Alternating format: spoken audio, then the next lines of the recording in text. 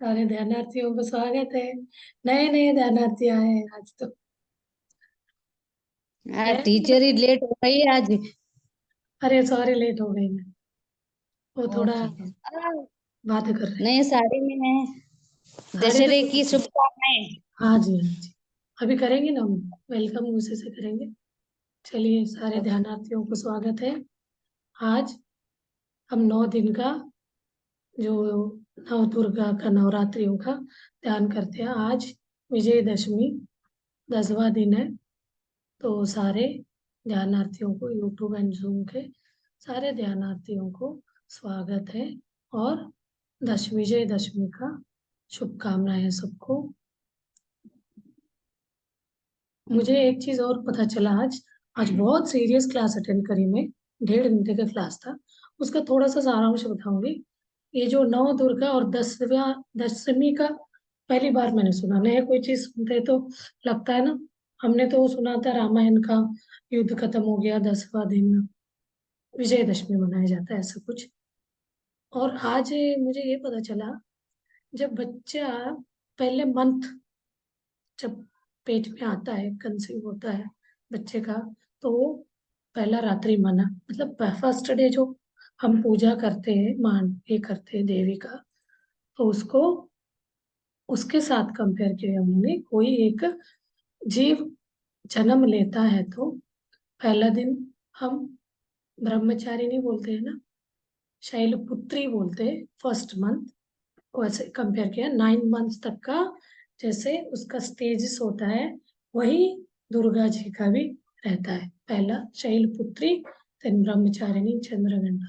उसका मीनिंग भी बहुत अच्छे से उन्होंने एक्सप्लेन किया। तो उसको समझने के लिए तो मुझे बहुत सारा दिमाग लगाना पड़ा। तो वो मैं नोट करके रखी हूँ, कभी बताऊंगी।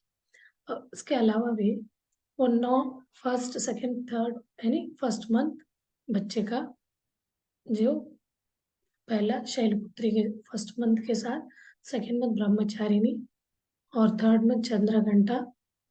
थर्ड डे यानी थर्ड मंथ बच्चे का, जब वो उनका बीटिंग, हार्ट बीट स्टार्ट होता है, वो 5th मंथ। तो तब उनके अंदर आत्मा का एंट्री होती है। तो उसको स्कंद माता का आ गया।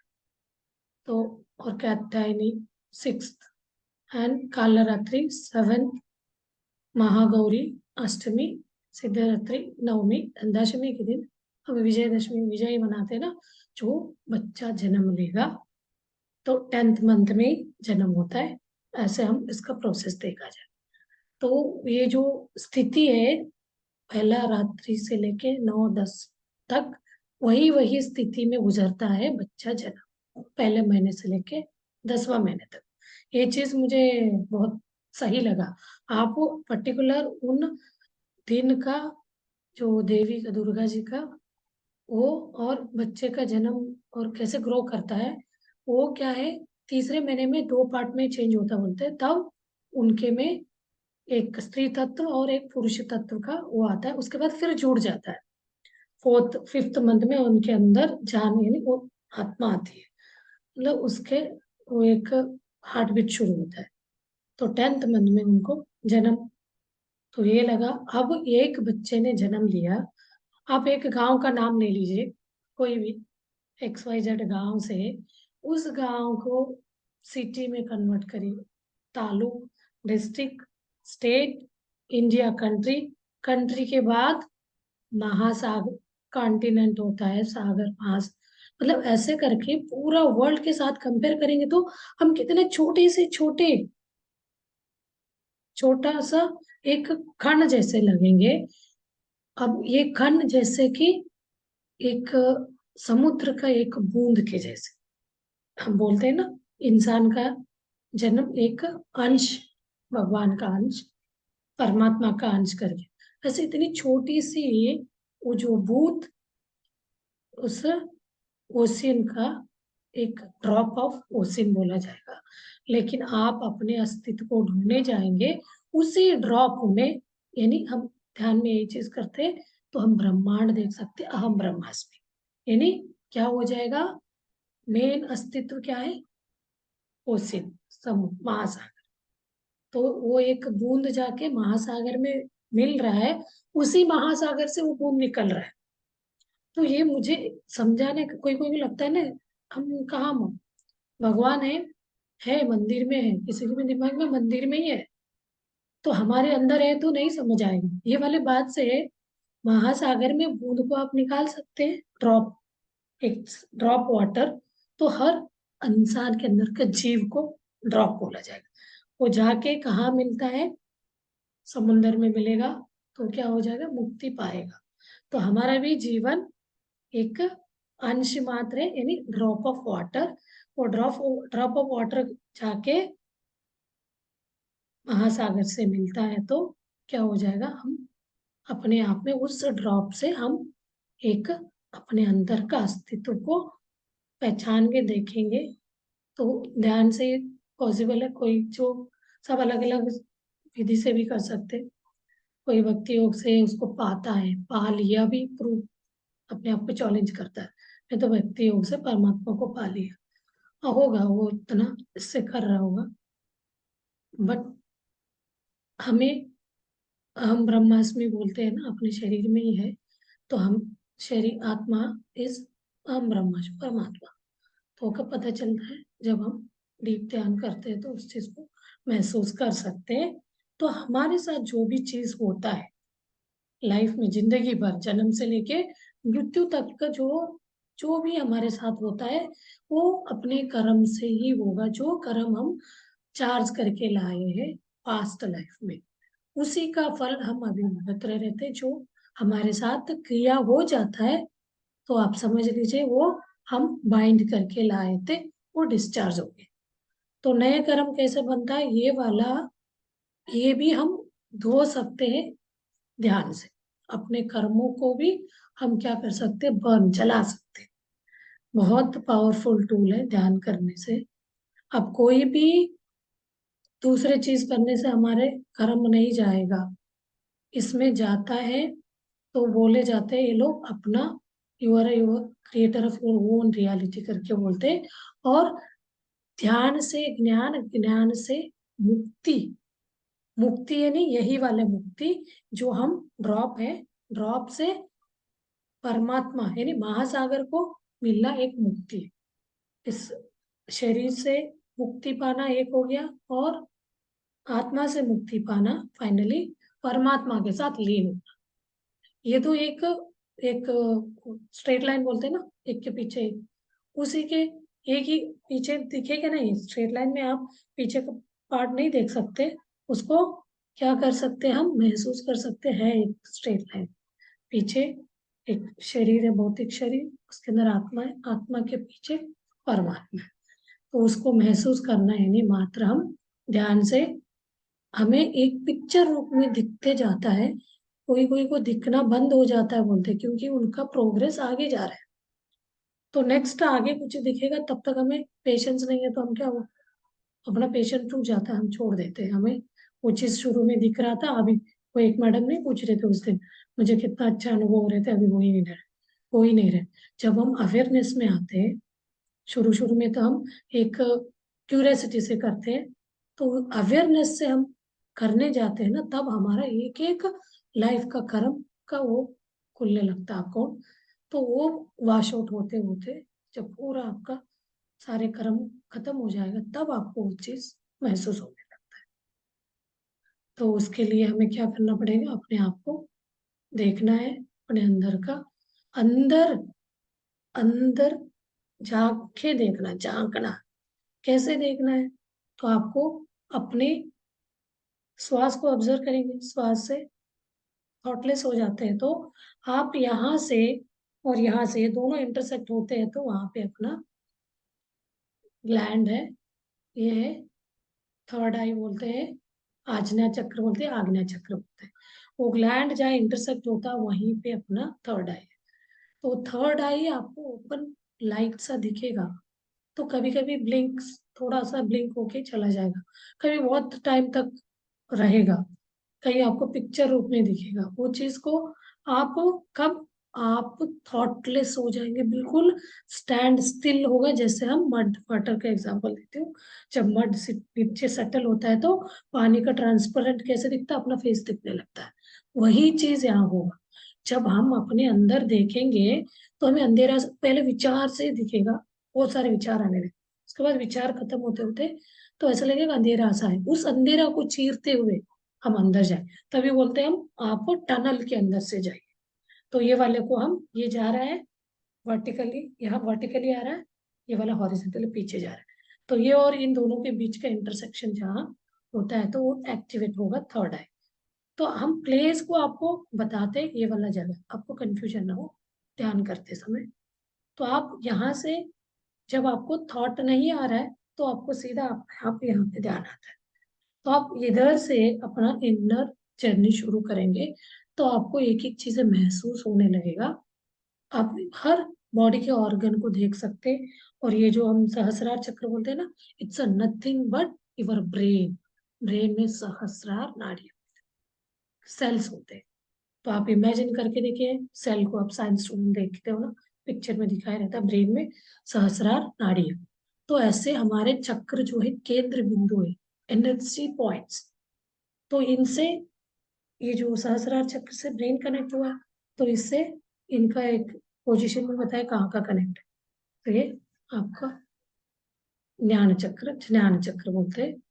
तो इस चीज को हम खुल गया तो हम क्या हो जाएंगे, एक एनलाइटन, ज्ञानी हो जाएंगे। हम अपने आप को, मैं एक आत्मा हूँ बोल रहे हैं, उसको देख लिया, उसको आपने प्रत्यक्ष देख लिया तो आप उस चीज को मैनिफेस्ट कर लिया, ज्ञानी हो गए। तो उसके बाद से आपके लाइफ में कोई भी प्रॉब्लम्स नहीं आएंगे।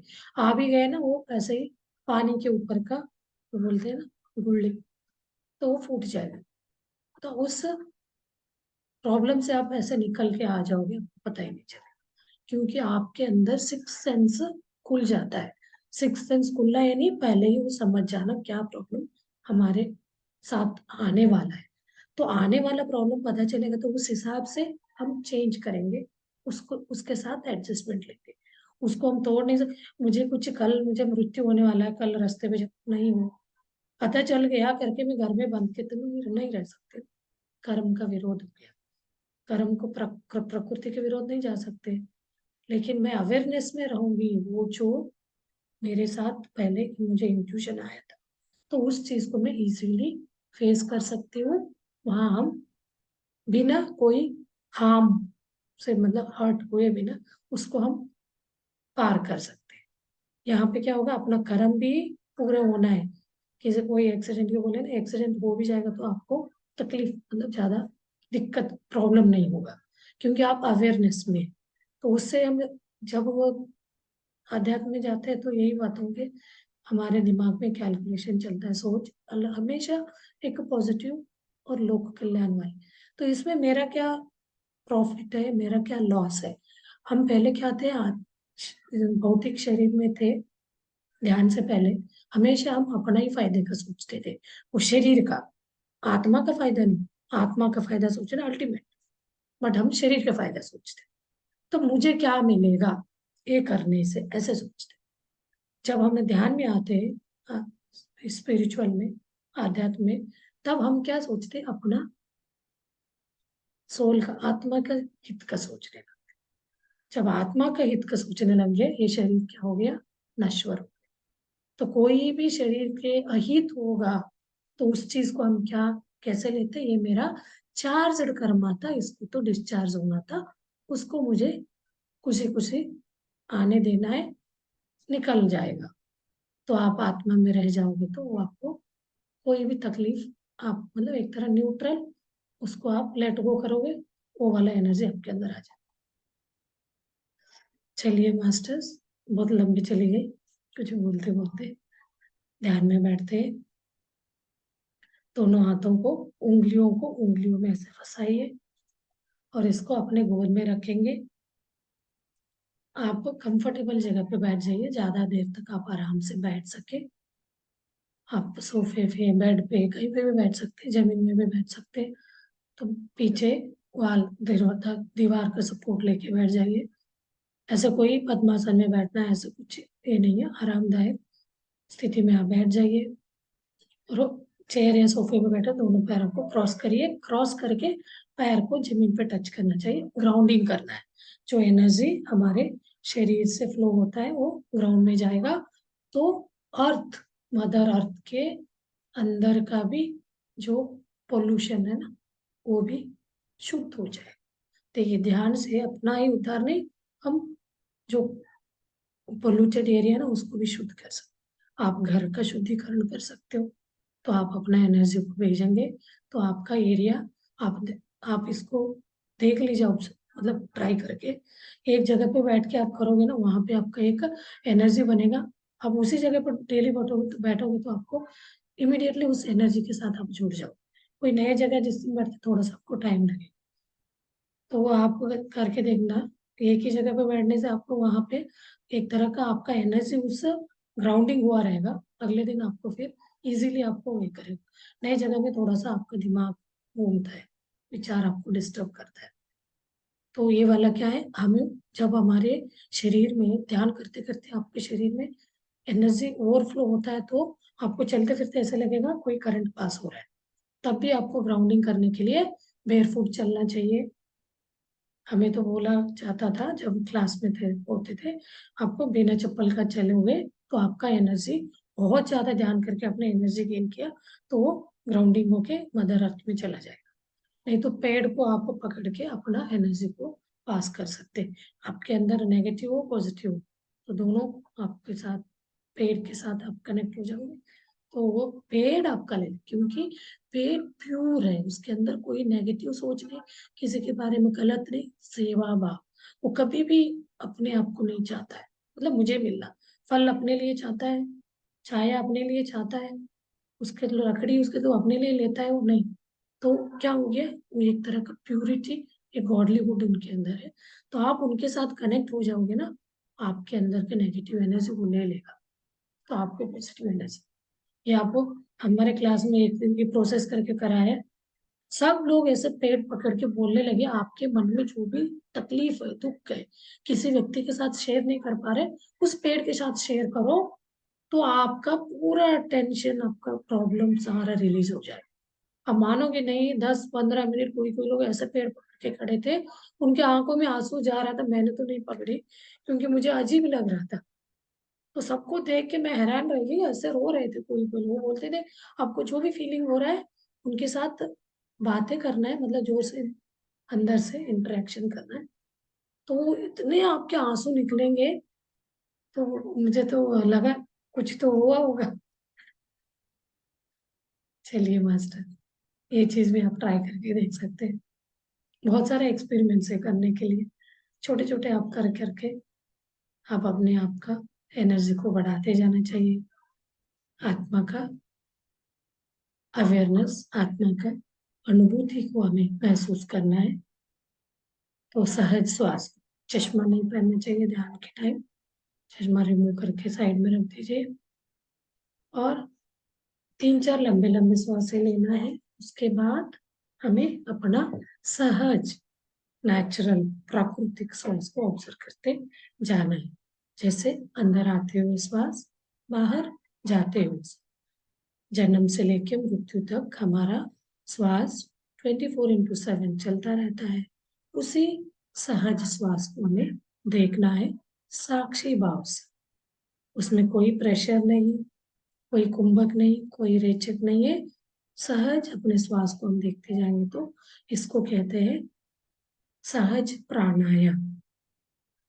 तो उसको देखते देखते हमारे श्वास को हम क्या हो जाते हैं, धीरे धीरे थॉटलेस हो जाएंगे। अपना विचार एक एक एक करते करते कम हो जाएगा, फाइनली जीरो हो जाएगा। जैसे विचार शून्य हो जाता है तो हमारा ब्रह्मरंध्र खुल जाता है। ब्रह्मरंध्र खुलने से अपने शरीर में एनर्जी, कॉस्मिक एनर्जी, कॉस्मोस से भरा हुआ एनर्जी अपने शरीर में फ्लो होने लगता है। फ्लो होके अपना एक एक शरीर के अंगांगों को क्लींस करते हुए पूरा शरीर में फैलता जाता है। अपने शरीर में 72,000 नाड़ियां है। सारे नाड़ी मंडल को शुद्ध करता है। इसको कायोपासना बोलते हैं। पूरा शरीर के नाड़ियां शुद्ध होने के बाद जब कॉस्मिक एनर्जी ओवरफ्लो होने लगता तो वो क्या करता है, थर्ड आई के तरफ से, थर्ड आई के से ऊपर जाता है। ब्रह्मरंध्र से अंदर से एनर्जी आत्मा का महसूस ही होगी। आत्मा और परमात्मा का मिलन होने पे वो दोनों निकल के बाहर जाते हैं। वो तो बहुत आगे का ध्यान है अल्टीमेट। तो हमें जैसे हम जीरो थॉट में आते हैं तो हमें दोनों भुवों के बीच अपना ध्यान वो अपने आप आ जाता है। आपको नहीं लगा तो आप अपना सोच, अपना दिमाग को ना दोनों भुवों के बीच ले आएंगे तो ट्रैवल शुरू हो जाएगा। इस बीच में कोई विचार आके आपको डिस्टर्ब करने लग गया, विचार आ गया, तो फिर कॉस्मिक एनर्जी चला जाएगा। तो हमें कॉस्मिक एनर्जी को ज्यादा से ज्यादा लेना है। तो इसलिए विचार आते ही हमें सहज श्वास पे आना है। विचार नहीं आ रहे तो आपको वही ट्रैवल, तो आपको पता चलेगा ये विचार है, तो कोई भी थॉट नहीं है, बिल्कुल जीरो है, तो वो प्रोसेस हो रहा है, हीलिंग प्रोसेस बोलते हैं। जहां बीच में विचार आ गया तो आपको डिस्टर्ब होगा।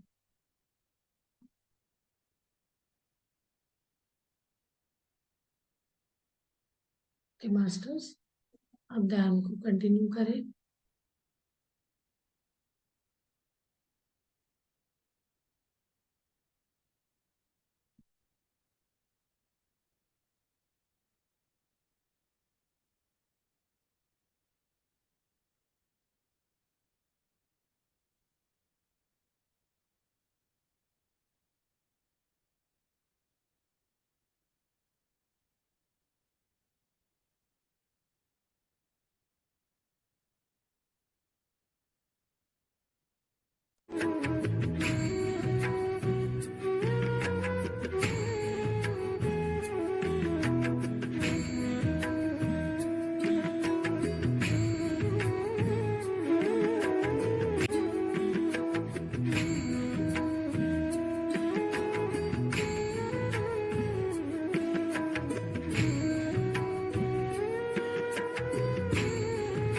आपको कुछ नहीं करना है, अपना सहज श्वास को देखते बैठना है।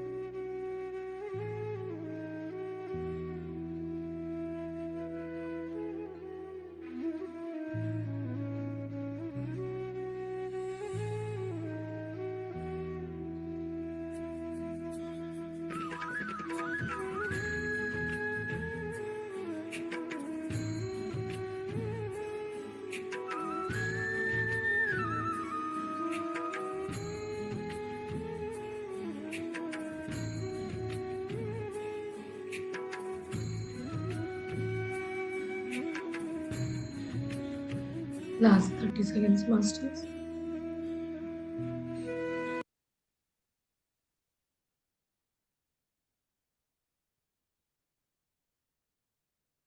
स्लोली शरीर के प्रणामी आ जाइए।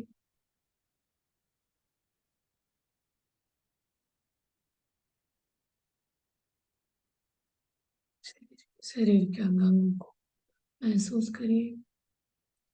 हाथ पैर को हिलाइए। दोनों हाथों को खोल के आंखों के सामने रखिए। 5 4 3 2 1 0। स्लोली हाथ सामने लाते हुए आंखें खोलिए। ग्रेटिट्यूड व्यक्त करेंगे फॉलोइंग का अपने शरीर के अंगांगों के प्रति, अपने गुरु के प्रति और अपने साथ फिर ध्यान करिए। सारे ध्यान धन्यवाद। Thank you, thank you, thank you, thank you misters.